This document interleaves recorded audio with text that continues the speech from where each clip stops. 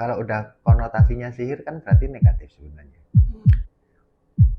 Terus sambil dilihat membayangkan targetnya, kun fayakun, ya kan seperti itu. Kun fayakun. Nah, itu kayak mantra penutupnya. Makanya dalam agama kita Islam mengharamkan suatu apa namanya lagu-lagu tertentu, karena disinyalir banyak mengandung makna-makna yang menghantarkan itu tadi. Ya, kayak mantra itu.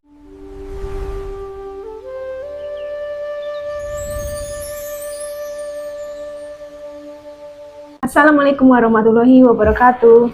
Waalaikumsalam warahmatullahi wabarakatuh. Halo, jumpa lagi di channel Java Kembang. Kali ini kita akan membicarakan tentang misteri tentang sihir. Apakah itu sihir dan bagaimana cara ilmu penggunaan sihir? Sebelum kita memulainya, jangan lupa untuk subscribe, like, dan komen. Ayah, saya mau tanya nih, sihir itu sebenarnya apa dan bagaimana cara penggunaannya? Assalamualaikum warahmatullahi wabarakatuh. Waalaikumsalam. Sihir itu aktivitas yang memang ditujukan dengan sengaja untuk kepentingan, tujuan, untuk hal yang berhubungan dengan sesuatu keinginan. Dalam tanda petiknya kan ini berhubungan dengan sesuatu yang berhubungan dengan keinginan tuh, seperti kita menggait pasangan, lawan jenis, ataupun atasan, ataupun menyakiti orang sesuai dengan apa yang menjadi perasaan kita. Jadi itu bisa, sihir itu bisa digunakan untuk hal yang positif sekaligus yang negatif. Kalau udah konotasinya sihir kan berarti negatif sebenarnya. Tapi dalam hal ini kan kita pembahasan awalnya kita kan lebih ke arah negatifnya dulu, kan kayak gitu. Karena sihir ini sebenarnya mudah dilakukan tanpa guru spiritual, tanpa pembimbing, hanya niat mempelajari mantranya, mendapati mantranya, terus pelajari mantra-mantra tersebut, huruf per huruf, artinya kita mempelajari. Katakanlah, maaf kata gini, aksara Jawa ono coro kodoto sowolo podo joyonyo moko potongo. Setiap huruf mempunyai rangkaian arti. Kenapa ho, kenapa no, co, ro, ko, itu pada. Terus kalau dibalik itu menjadi artinya apa, energinya apa. Terus kalau dirangkai-rangkai nanti menjadi suatu mantra yang itu jika memang ditujukan untuk keinginan tidak baik itu tadi akan kesampaian. Terus kita memperoleh mantra itu dari mana? Ketika tadi ayah bilang tidak perlu pembimbing ataupun guru spiritual atau lainnya, terus kita sebagai ingin pelaku melakukan sihir, mantranya itu kita dapat dari mana? Ini kita untuk memahami ini menjadi suatu wacana untuk keilmuan ya. Kita bedah dulu, ada sihir, ada santet, ada tenun. Anggap aja ini sihir dan santet yang kemarin kita bahas. Santet itu melakukan ritual yang berhubungan dengan, berkolaborasi dengan bangsa iblis dan turunannya, dengan piranti, sesaji untuk menguatkan unsur energi yang ingin dilemparkan atau dihantamkan ke target. Ya. Kurang lebih poinnya santet seperti itu. Kan udah kita bahas itu. Ya. Sekarang sihir itu sesuatu hubungan dengan perasaan, rasa yang ada di dalam jiwa kita, rasa ingin menyakiti, rasa ingin memiliki, rasa ingin seolah-olah paling merasa agar kita itu menjadi superior. Sihir bisa dipakai untuk kepentingan-kepentingan itu. Tentunya kolaborasinya dengan apa? Dengan jiwa kita, dengan mantra kita, dengan kemantapan hati kita. Oke. Terus berarti kan dengan mantra kita, berarti kita sendiri dong yang membuat mantra tersebut. Mantra itu biasanya kalau zaman sekarang untuk menciptakan suatu ide mantra itu ayah rasa itu keterbatasan ide ya. Kita rata-rata mengutipnya dari simbah-simbah dan para leluhur yang lama, kitab-kitab yang lama, ajaran-ajaran tua yang lama. Baik itu dari sisi orang-orang tua zaman dahulu kala mempunyai mantra iki diwaca ping semene, kan kayak gitu. Ya. Adapun perpaduan sesuatu yang berhubungan dengan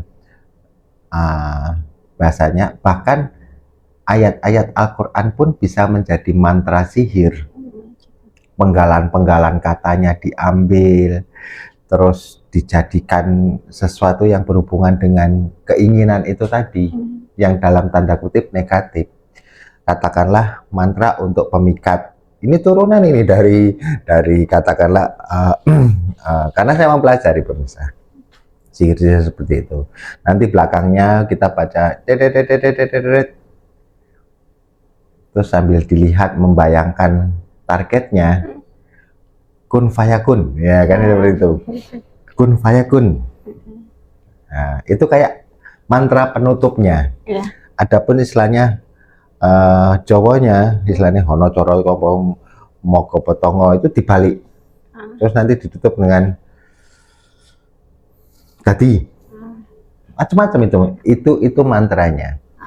Karena sihir itu yang penghantarnya bukan jin, bukan jin dengan perpaduan seperti santet tadi. Ya. Kelasnya ada beda. Ini di atas kelasnya lebih ke arah sesuatu untaian kata yang dirangkai bisa menjadi sesuatu penghantar untuk yaitu tadi kepentingannya.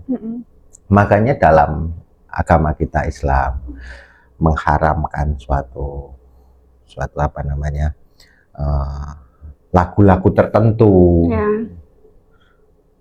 Karena disinyalir banyak mengandung makna-makna yang menghantarkan itu tadi. Ya, kayak mantra itu ya. Kayak mantra, membuat orang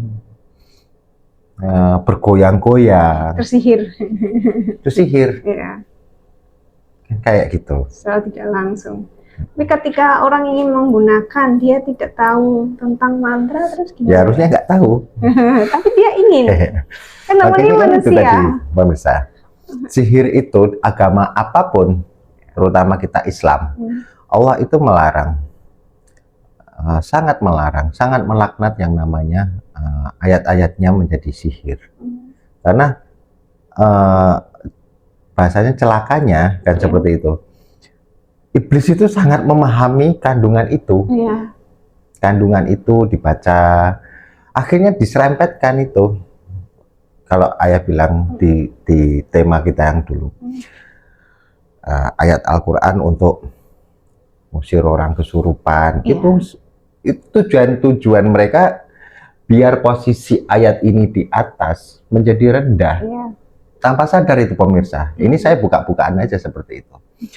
Terus ada guru spiritual yang lain. Kalau kan tadi namanya orang rasa ingin tahu itu tadi loh. Iya.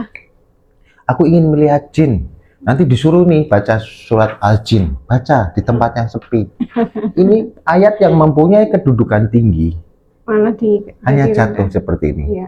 Ini siapa istilahnya bahasanya penghantar utamanya? Penghantar utamanya yaitu tadi iblis ini tadi. Secara tidak langsung. Tujuannya kan seperti itu. Apalagi penggalan-penggalan ayat itu jika diracik terus dijadikan suatu mantra dan mereka paham, itu pasti kena. Karena itu sangat mengerikan. Kalau bahasanya ada, kalau di luar negeri sana mereka lebih fokus ke sihir daripada ke santet. Ada universitas di sana, ada lembaga metafisik di luar negeri sana yang benar-benar fokus mempelajari sihir. Makanya kalau terciptalah dalam kitab, lihat di film-film Harry Potter itu, itu kan seperti mereka lebih sangat mempelajari ilmu sihir. Karena ini praktis instan, cepat. Semua orang tidak butuh berkolaborasi dengan jin ataupun apapun. Kita hanya memahami, memantapkan hati dengan jiwa kita. Celakanya kalau kita itu menggunakan sesuatu, kekuatan energi itu untuk kepentingan yang akhirnya merugikan seseorang. Iya, benar. Jadi harus tahu, paham benar. Tapi kadang-kadang kan kita sekarang kan bahasanya manifestasi ya. Ada konotasi positifnya. Terus itu gimana ya? Jadi gini, anggap aja itu menjadi sihir positif ya kan? Karena kan kita tidak mau membenarkan siapa-siapa. Cuman semua itu kan tren itu. Kalau ayah bahas tadi itu semua dipelajari sama orang Barat. Mempelajari tren sihir, terus akhirnya sihir itu berawal dari sebuah mantra yang dimana kalau yang berhubungan dengan yang itu tadi yang kita bahas, yang ayat terangkan tadi, itu berhubungan dengan filsafat perasaan. Jadi kalau di sana itu untuk ada universitas yang benar-benar mempelajari metafisik, dia harus lulus ilmu filsafat, seolah-olah seperti itu. Itu udah kayak ketentuannya. Jadi manifestasi yang sering dibilang manifestasikan aku berkelimpahan. Kan seperti itu pemirsa. Di sana sudah dipelajari. Di luar negeri coba buka mereka ataupun di jualan-jualan marketplace mereka ada abundance, ada fortune, ada wealth. Mereka sangat mempelajari itu.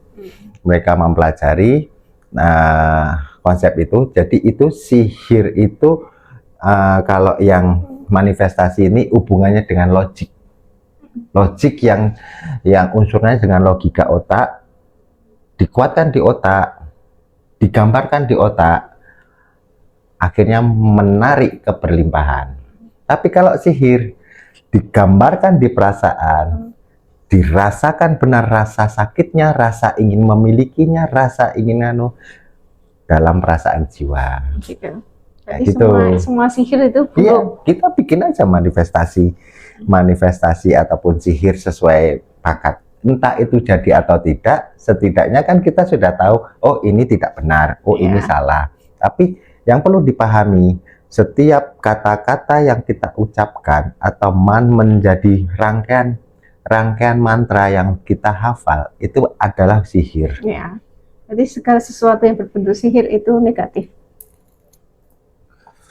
Allah aja melarang kok. Iya, makanya. Dilawan. Agama manapun menentang yang namanya sihir. Karena begitu dia nanti memahami konsep sihir, jika dia orang yang mempunyai jabatan, kedudukan ataupun pengaruh, dia bisa mempengaruhi semuanya langsung ya. Itu kayak gitu. Juga tergantung dari pemirsa juga. Kalau ingin mempelajari, aku pengen sihir, ada plus minusnya juga kan ya. Dan itu sebenarnya tidak baik. Lebih baik ke arah yang sihir positif aja, sihir manifestasi Manifestasi itu. tadi ya, berarti Manifestasikan keberlimpahan, manifestasikan rasa nyaman, rasa tenang. Itu kan hanya gambaran pikiran. kekuatan otak.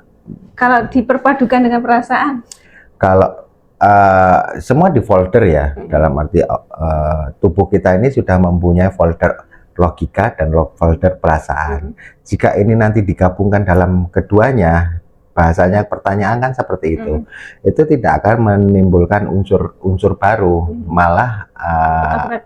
malah bisa mana yang lebih kuat. Jika yang membaca katakanlah logikanya yang lebih kuat, dia akan masuk ke unsur logika.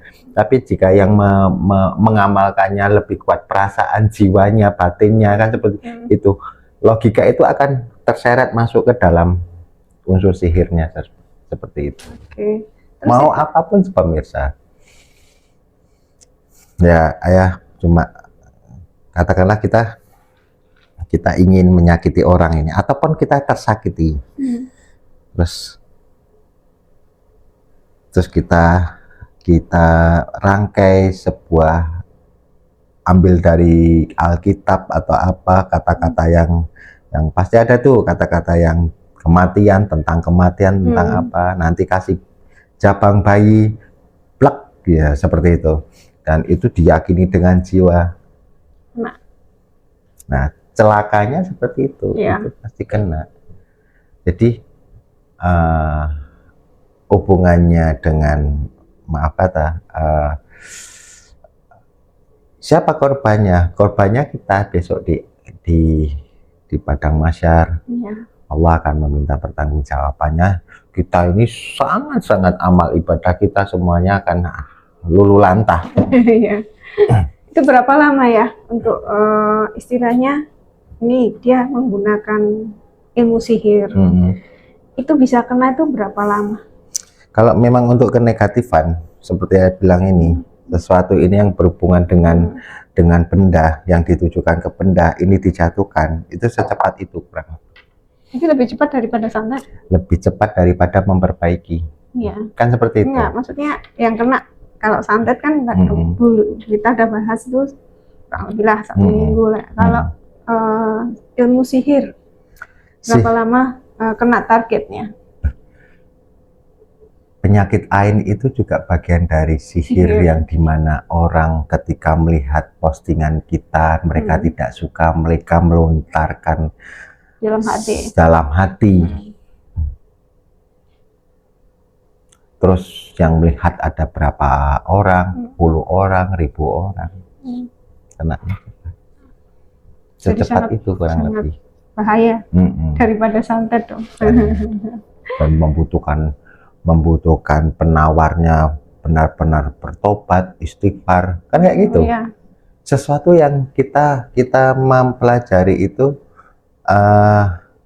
kenapa aku kena penyakit ain? Oh, aku kena dari bagian dari diriku sendiri, nggak dikerjain orang. Tapi ketika orang melihat sesuatu itu tidak senang dan melontarkan kata-kata yang tidak baik, dan itu terjadi, itu sihir yang jalan. Berarti harus menjaga perasaan. Iya. Jaga mulut terutama.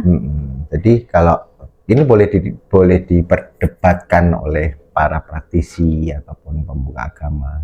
Tapi cara saya mengkaji, kan kita mengkaji kan, mengkaji sesuatu yang berhubungan dengan keilmuan, benda yang ayah pelajari perdalam saat ini.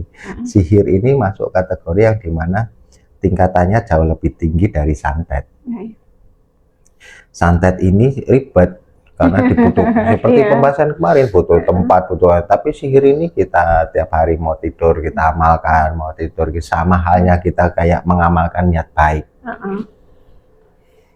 Tidak perlu hal-hal yang aneh, cuma keyakinan kita, mantra kita, sama halnya kita hafal doa-doa suci.